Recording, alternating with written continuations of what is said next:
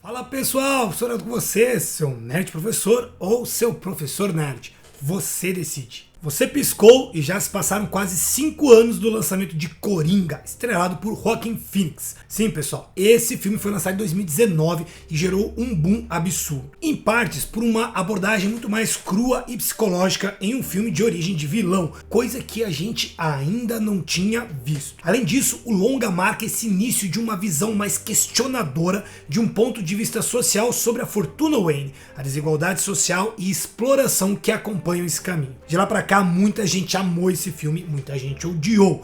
Teve quem enxergasse como uma apologia aos incels e outra parte que tinha medo que a narrativa cultivasse comportamentos destrutivos como o do vilão. E nessa quinta-feira chega aos cinemas Coringa, Delírio A2, o segundo filme dessa franquia que marca a entrada de Lady Gaga no papel de Harley Quinn e tudo que está envolvido com esse casal problemático. A barra tá lá em cima, mas no vídeo de hoje nós vamos revisitar o Coringa de 2019, não só relembrando a história, como também fazendo uma abordagem um pouco mais crítica, te deixando 100% preparado ou preparada para aproveitar Coringa, Folia do...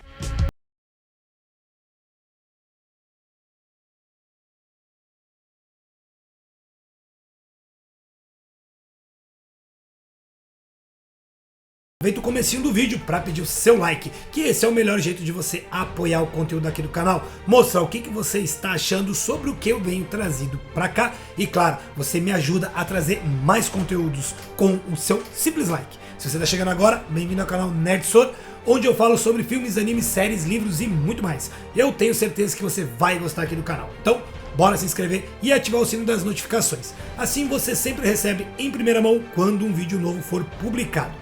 Sem mais enrolações, vamos para a análise e crítica de Coringa. Gotham City, anos 80.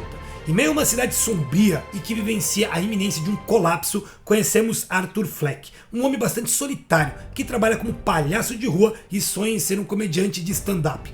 Felizmente, por uma ironia do destino, Arthur vive um distúrbio neurológico que faz com que ele ria de forma descontrolada nos momentos mais inadequados possíveis. Eu não queria ficar replicando opiniões aqui, mas vou falar o que você já sabe. A atuação de Joaquin Phoenix é impecável, inclusive na construção física desse personagem, com direito a uma risada fantasmagórica, rouca e sofrida.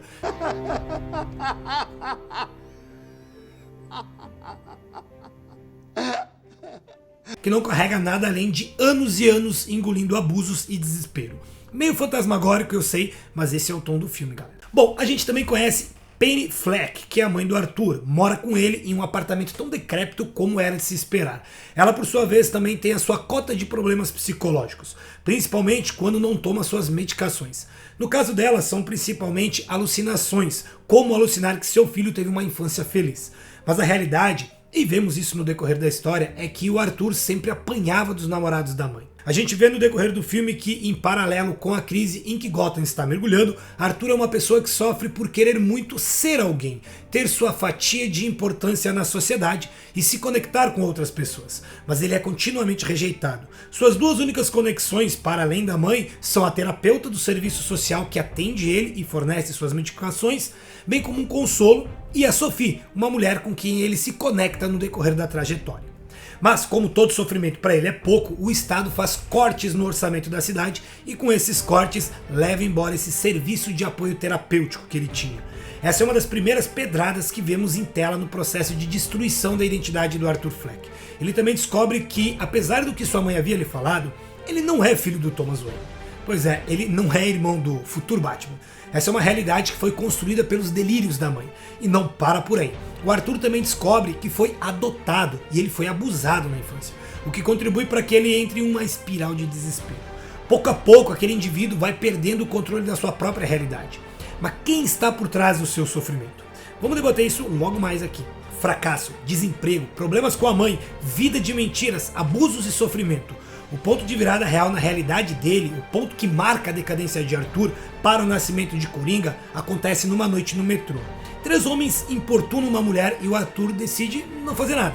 Mas o nervosismo bate e esse é o principal gatilho para o distúrbio neurológico que o faz rir. E é isso que acontece, ele cai na gargalhada. Os 3 homens, vendo tudo isso, reagem e dão uma coça no cara.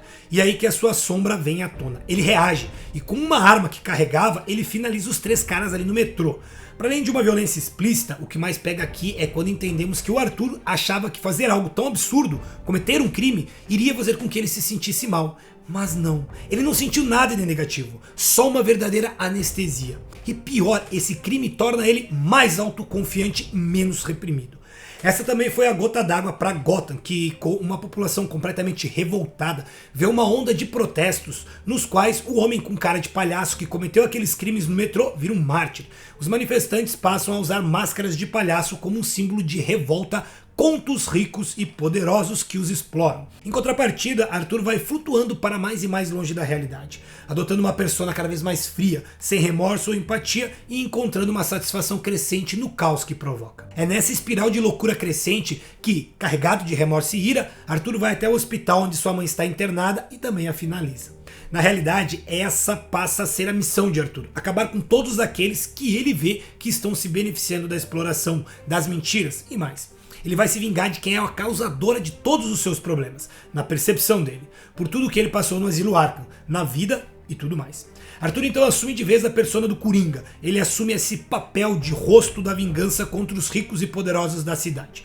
Talvez pela primeira vez na vida, o Arthur se sinta realmente feliz por ser visto e de certa forma amado. Arthur aqui já não existe, apenas o Coringa, o herói da sua própria história. Eu tô louco! A última virada de chave que temos no filme, a última pá de cal que vamos ver derramada sobre todo aquele caos, é quando o Coringa é convidado a conhecer o talk show do Murray Franklin, um apresentador de TV que Arthur por muito tempo admirava, mas que também se tornou um rosto para sua necessidade de vingança. O seu plano é ir ao talk show, assumir todos os seus crimes, dar um verdadeiro show e se autofinalizar, se é que você me entende. Tudo isso em rede nacional. Claro, tudo para ficar ainda pior, e após ser atacado e confrontado pelo apresentador, o Arthur fala umas poucas e boas e opta por finalizar o Murray ao vivo. E aqui está finalmente consolidada a sua transformação em Coringa.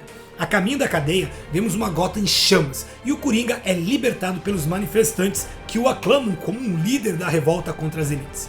O caos social se funde com a jornada pessoal de Arthur, e a última cena sugere que ele finalmente abraçou sua nova identidade como Coringa, um agente do caos e da anarquia. Esse é um daqueles filmes que balançam a gente. O Coringa carrega uma abordagem muito mais focada em um ponto de vista psicológico e social, mostrando que o Arthur Fleck pode até não ser uma vítima, mas talvez ele não seja o maior algoz. Talvez ele seja um produto de uma sociedade adoecida e de um Estado que não se importa com quem está às margens. Arthur sofre por ser necessitado, o Estado falha com ele por não dar o devido suporte. E veja bem, nada disso diminui sua responsabilidade no mal que ele faz, mas coloca uma perspectiva como, muitas vezes, a desigualdade cria os monstros que voltam para causar estragos. Coringa não é causa, é consequência. Isso se torna a rebelião que vemos ao final do filme. O Coringa não é algo que deva ser celebrado, mas ele é um produto daqueles que não se importam com nada nem ninguém. E mesmo reconhecendo tantos pontos positivos do filme, com um óbvio destaque para a atuação magistral do Joaquin Phoenix, que por sinal ganhou o Oscar de melhor ator por seu trabalho aqui, o filme levanta questões sobre saúde mental, a violência, a desigualdade e a alienação social de uma forma muito coerente, colocando a origem do Coringa em um contexto mais realista e perturbador do que as versões anteriores, transformando-o em uma figura trágica e aterrorizante ao mesmo tempo. No entanto, Coringa sofre de uma identidade meio dupla, se é que me permite aqui o trocadilho infame. Por mais que exista o desejo e os constantes movimentos de distanciar o Coringa do universo do Batman, temos vários momentos que fazem essa conexão, como o momento em que o Arthur vai visitar o jovem Bruce, ou quando vemos que foi um dos manifestantes pró-Coringa que matou os pais do garoto. Percebe como isso soa meio dúbio? O filme que tanto busca se afastar de sua conexão com a DC, volta e meia se vê obrigado a retornar a isso. Muito provavelmente por decisão dos executivos da empresa, né? Tem que surfar na onda Batman. Ao mesmo tempo, o roteiro pode ser um tanto quanto expositivo em vários momentos. Um dos exemplos é quando o Coringa fala que a vida dele não é um drama, e sim uma comédia. Sim, nós entendemos que ele está perdendo a noção da realidade. E ao abraçar a figura desse palhaço macabro, ele se torna uma espécie de sombra do que se era, ecoando aqui uma comédia bem doentia. Você não precisa colocar em tela ele falando isso pra gente entender todo esse contexto. Ou pior ainda, quando somos confrontados com uma montagem repleta de flashbacks que mostram que a Sophie, uma das únicas pessoas que olhava para o Arthur e tratava ele como um ser humano, que ele era uma de suas bengalas durante o filme, ela nem sequer existia. Ou melhor, ela existia, mas não do jeito que ele imaginava. Não bastava as bandeiras que o filme levantava, inclusive com as alucinações da mãe do Arthur, que mesmo sendo uma mãe adotiva, tinha um quadro geral bem parecido com o do rapaz. Era possível para a gente chegar a essa conclusão, ou quem sabe sair do cinema na dúvida. Isso poderia gerar um debate, reflexões e teorias.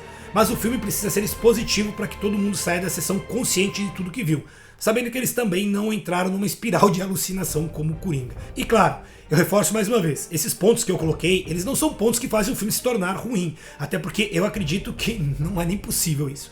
Coringa é um filme excelente e carrega em si muitos diálogos instigantes, além de uma fotografia, uma trilha sonora e atuações dignas de Oscar. Mas talvez ele não seja tão brilhante quanto a gente se lembra. Isso é um bálsamo, assim a gente pode assistir Coringa Delírio A2 com a barra um pouco mais baixa e nos permitir ser um pouco mais surpresos por tudo que vem por aí. Inclusive, entrando nesse aquecimento, bora falar sobre o que esperar desse segundo filme. Como você já sabe, esse segundo filme promete ser uma conclusão para a história do personagem, ao passo que apresenta para nós a Arlequina de Lady Gaga, que deve ser atraída para a espiral de loucura do Coringa, e juntos criarem um movimento de retroalimentação entre o Coringa e a sociedade. Também podemos esperar alguns números musicais, porque já vazaram por aí, isso deve estar presente na narrativa. Agora vamos ver o circo completo que a sociedade vai criar em torno de um monstro que ela também criou. Qualquer semelhança com a realidade é pura coincidência. Algumas críticas que já saíram de quem já assistiu o filme mostram que é criado um espetáculo grandioso em tela, mas que muitas vezes torna algo mais instável. Será que ao tentar repetir a grandiosidade do primeiro filme, o roteiro vai se perder? Eu vou contar pra vocês a minha opinião ainda essa semana, porque eu vou ver o filme na pré-estreia e já vou trazer aqui pro canal a minha análise. Então já ativa o sino das notificações e fica de olho, porque eu vou contar cada detalhe pra vocês. E pra finalizar, vamos falar de uma breve curiosidade. O subtítulo do filme é Folie à Deux, que foi traduzido como Delírio A2 e faz referência direta a um quadro psiquiátrico real, mas muito raro. Nele, duas pessoas compartilham uma mesma ilusão ou delírio, normalmente por terem uma relação de muita proximidade, como nesse caso em que veremos um casal. No Delírio A2, uma pessoa mentalmente instável e normalmente narcisista atrai e influencia uma outra, alguém a adotar as suas crenças irracionais. Claro, é um quadro mais comum quando há isolamento social, com pouco contato com o ambiente exterior. Por isso o filme deve começar com o Coringa e a Harley interagindo no Asilo Arkham. O transtorno pode levar a comportamentos perigosos e é diagnosticado por psicólogos ou psiquiatras após observarem a interação entre os indivíduos. E agora que eu já fiz um recap e já falei mais sobre o Coringa 2019, você só precisa aguardar o lançamento dessa loucura para entender melhor como os dois filmes se conectam. Felizmente, não se espera muito, Coringa Delírio A2 chega aos cinemas nessa quinta, dia 3 de outubro. E não se esqueça, vai ter vídeo aqui no canal de análise, beleza? Bom, o vídeo de hoje vai ficando por aqui, mas para não perder nada, vocês já sabem, se inscreve aqui no canal, considere se tornar um membro e me siga no Instagram, @nerd.sor, para acompanhar as enquetes e mais atualizações sobre o canal e não perder nenhum vídeo. Tem TikTok também, @nerdsor. Forte abraço e se cuide.